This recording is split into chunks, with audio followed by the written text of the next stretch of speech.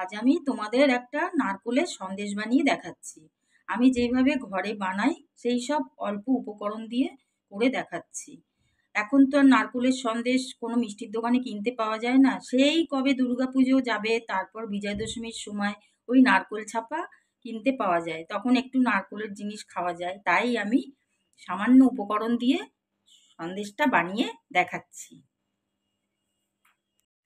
এখানে আমি নিয়ে নিয়েছি নারকোল, ঘি, গুঁড়ো দুধ, গুঁড়ো চিনি, আর এখানে নিয়েছি একটু এলাচ গুঁড়ো আর লিকুইড দুধ। এইটা দিয়েই আমি সন্দেশটা বানিয়ে তোমাদের দেখাবো। বলবো না এটা, নারকোলটা আমি পেস্ট করে নিয়েছি। এবার আগে থেকে রাখা দুধটা জাল দিয়ে রেখেছিলাম, সেই দুধটা আমি এর মধ্যে দিয়ে আবার ভালো করে একটু পেস্ট করে নিচ্ছি।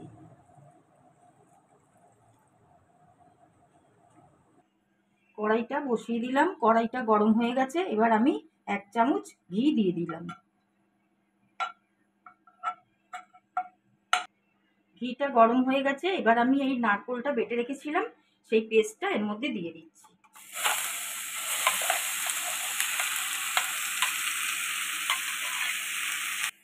নারকেলের মধ্যে যে লিকুইড দুধটা দিয়েছিলাম সেটা এখন শুকিয়ে গেছে।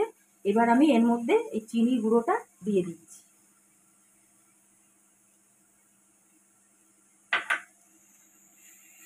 এবার এই চিনির থেকে যে জলটা বেরোবে সেটাকে আবার ভালো করে শুকনো করে নিতে হবে।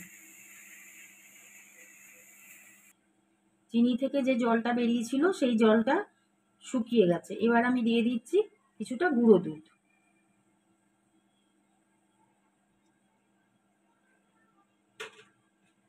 আর একটু স্মেলের জন্য একটু ছোট এলাচ দিয়ে দিচ্ছি গুঁড়ো করে।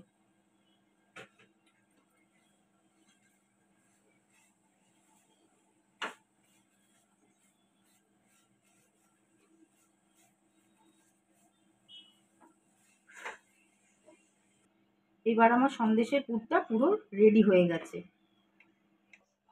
এবার আমি একটা সোনপাপড়ির বাক্স নিয়েছি, নিয়ে তার মধ্যে ঘি মাখিয়ে নিয়েছি।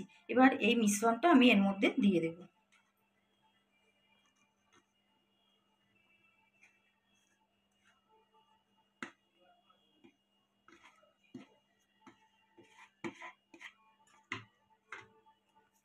আমি এই সোনপাপড়ির কন্টেনারের মধ্যে শেপটা দিয়ে নিলাম।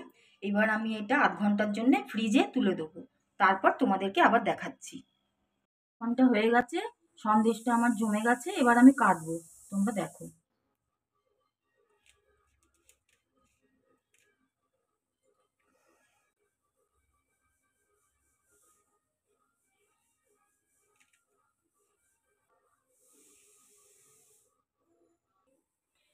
তোমাদের কাছে যদি ভালো লেগে থাকে সন্দেশটা কেমনভাবে করলাম, এইভাবে তোমরা একবার বানিয়ে খেও।